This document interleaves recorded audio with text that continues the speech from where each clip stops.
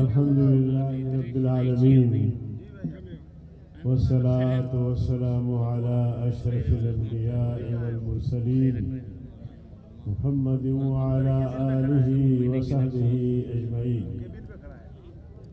अम्मा बाद फ़अऊज़ु बिल्लाहि मिनश शैतानिर रजीम। बिस्मिल्लाहिर रहमानिर रहीम। वातसिमू बिहब्लिल्लाहि जमीअन व ला तफ़र्रक़ू। सदक़ल्लाहुल अज़ीम। काबिल सद एहतराम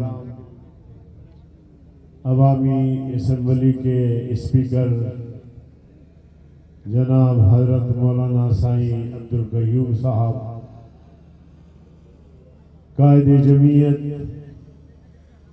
रहबर उम्मत, सालार काफ़िले हुर्रियत हज़रत मौलाना फजल रहमान साहब, जमीयत उलमा इस्लाम के मरकज़ी सूबाई कायदीन, दीगर जमातों के कायदीन, सामीन हज़रात, अस्सलामु अलैकुम व रहमतुल्लाहि व बरकातुहू। मेरे अजीज दोस्तों, क़याम पाकिस्तान के बाद हमने तकरीबन 75 साल का सफ़र किया है। ख़िश्ते अव्वल से लेकर जब पाकिस्तान की बुनियाद रखी गई आज तक, अगर हम इस तारीख का जायज़ा लेते हैं कि पाकिस्तान आगे बढ़ा है या पाकिस्तान कमज़ोर होता गया है, तो राय ये बनेगी कि पाकिस्तान ने कोई हासिल कुछ नहीं किया, बल्कि कमज़ोर होता चला गया। 1947 को बर्र-ए-सग़ीर में 2 ममलिकतें वजूद में आई। एक हिंदुस्तान की सूरत में, दूसरा पाकिस्तान की सूरत में। हिंदुस्तान की कायदीन और क़यादत जो हिंदुस्तान चाहते थे, उनका नारा सेकुलरिज्म का था कि हिंदुस्तान सेकुलर स्टेट बनेगा। यहाँ मुस्लिम गैर मुस्लिम सबको मजहबी आज़ादी भी होगी और उन सबको यकसा हुकूक मिलेंगे। और पाकिस्तान इस्लामी रियासत के नाम पे बना, बल्कि नारे भी लगते रहे उस दौर में। पाकिस्तान का मतलब क्या? आप भी जरा ये नारा बुलंद करें। पाकिस्तान का मतलब क्या? ला इलाहा इल्लल्लाह। इस तसव्वुर के साथ पाकिस्तान बना कि पाकिस्तान एक इस्लामी फलाही रियासत बनेगा। पाकिस्तान में तमाम कौमियतों को इंसाफ फराहम किया जाएगा। पाकिस्तान के हर रहने वाले को हुकूक दिए जाएंगे और उनके हुकूक का तअय्युन जो शरीयत ने किया है, जो इस्लाम ने किया है, उसके मुताबिक उन सबको हुकूक दिए जाएंगे। लेकिन मेरे अजीज दोस्तों, हिंदुस्तान सेकुलरिज्म के साथ आगे जा रहा है।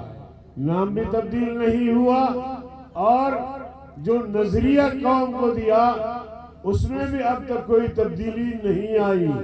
सेकुलरिज्म पर कारबंद है और वहां के मुसलमान भी कहते हैं कि इंडिया एक सेकुलर स्टेट बना, इस नारे पे बना, लिहाजा हम इंडिया की तश्कील का जो नारा था उसको हम तब्दील होने नहीं देंगे। मेरे अजीज दोस्तों, पाकिस्तान इस्लाम के नाम पे बना, पाकिस्तान की तश्कील इस्लाम के नाम पे हुआ, एक फलाही इस्लामी रियासत के नाम पे हुआ। आज उस वक्त से लेकर आज तक इस्लाम के साथ जो मजाक किया गया वो अपनी जगह पे, चलो बाज़ कुव्वतें ऐसी रोज़ अव्वल से मुसल्लत हुई जिनको इस्लाम से कोई दिलचस्पी नहीं थी, कोई वाकफियत नहीं थी। उन्होंने जमहूरियत की बात, इलेक्शन की बात, जिस तरह इस तवील अरसे में हमने देखा, हमारे बड़ों ने देखा कि उन्होंने जो हशर इस्लाम का किया वही जमहूरियत का किया, वही जमहूरियत का किया। और जनाबे वाला, आप सबको पता होगा कि 26 साल तक हमारी इस रियासत को आईन नहीं था। बगैर आईन के हमारा ये मुल्क चलता रहा। हर की आमद इमारतें नौसाख, लियाकत अली खान, अयूब खान, यहया खान, हर एक के अपने अपने उबूरी आईन होते थे और उसके तहत मुल्क चलता रहा। ये इनकी नालायकी, इक़्तिदार पर तो कब्जा किया लेकिन रियासत को कुछ नहीं दिया, आईन नहीं दिया, अच्छा मुआशरा नहीं दिया, अदालतें नहीं दी जो इंसाफ फराहम करे लोगों को, जो एक तसव्वुर था इस्लामी रियासत का वो काम करे, नहीं कर सके। तो मेरे अजीज दोस्तों, उस वक्त से लेकर अब तक ये रियासत ऐसे ही चल रही है। हमारे अकाबिर आए, 1973 में ये आईन बना और आज तक हम इस आईन की चौकीदारी कर रहे हैं। और अगर जमीयत उलमा इस्लाम ये ताकतवर सियासी जमात की सूरत में पार्लियामेंट में न होती तो आईन का आज तक हुलिया बिगड़ चुका होता। जो एक इस्लामी आईन पाकिस्तान को दिया, हमारे अकाबिर ने दिया, उसका हुलिया बिगड़ चुका होता। आज अगर आईन बहाल है, आईन में खत्म नबूवत की तरमीम बहाल है, बहुत सारी चीजें हैं, वो हमारी वजह से, किसी और की वजह से नहीं है। लेकिन मेरे अजीज दोस्तों, हम उम्मीद रखते रहे, कौम उम्मीद रखती रही कि चलो ये हुकूमत जाएगी, कोई अच्छी हुकूमत आएगी। लेकिन आप देख रहे होते हैं 2013 में जो इलेक्शन हुआ उसका रोना हम रोते रहे। फिर 2018 में इलेक्शन हुए, एक ढोंग रचाया गया। फिर 2024 8 जनवरी को जो शर्मनाक खेल खेला गया पाकिस्तान में, उसकी मिसाल माजी में नहीं मिलती, माजी में नहीं मिलती। और आज भी अमीर अमीर तर होता जा रहा है, गरीब गरीब तर होता जा रहा है। आज भी आपकी रियासत में 35% लोग गुर्बत के लकीर के नीचे जिंदगी गुजार रहे हैं।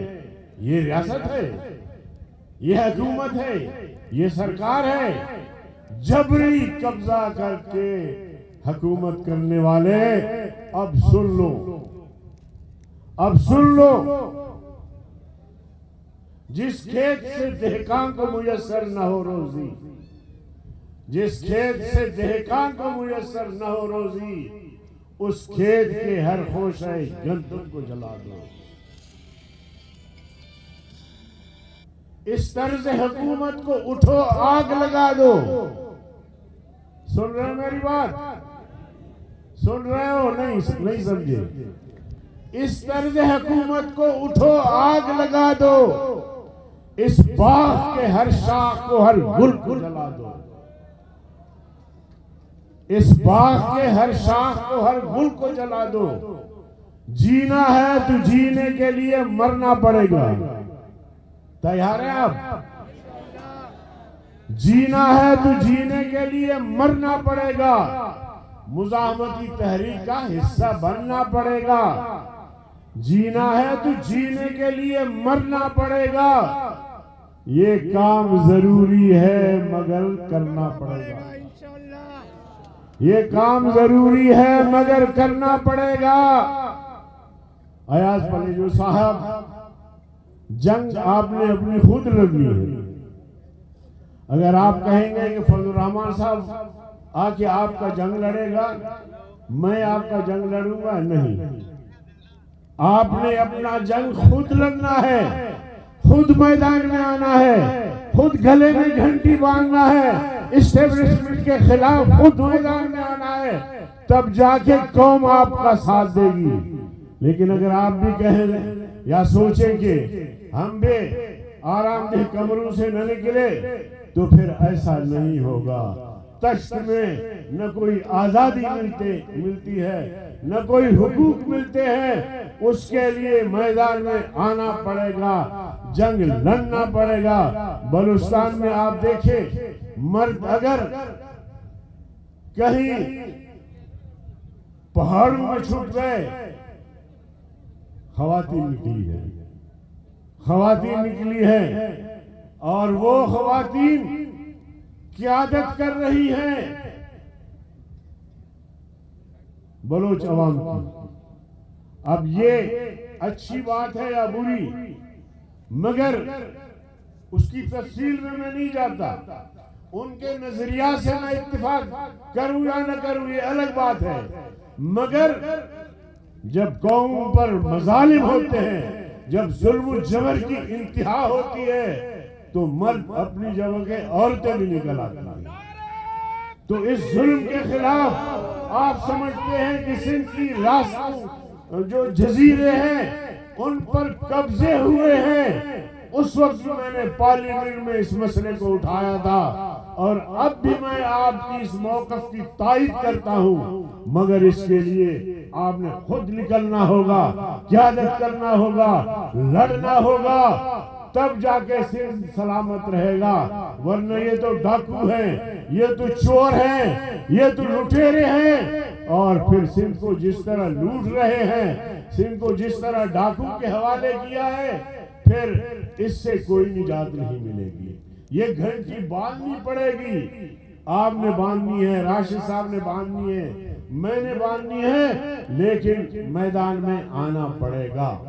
और आज का ये अवामी असेंबली मौत का पैगाम है उन कुव्वतों के लिए जो अवामी राय को मुस्तरद करके 500-300 वोट पे लोगों को जितवाते हैं, उनसे पैसे लेते हैं।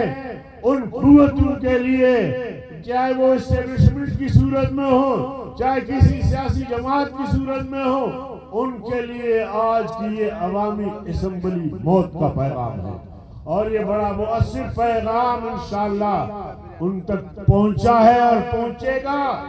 और ये काफिले अब रुकेंगे नहीं, और रुकेंगे तब जब इनको हम समंदर में डुबोकर दम लेंगे।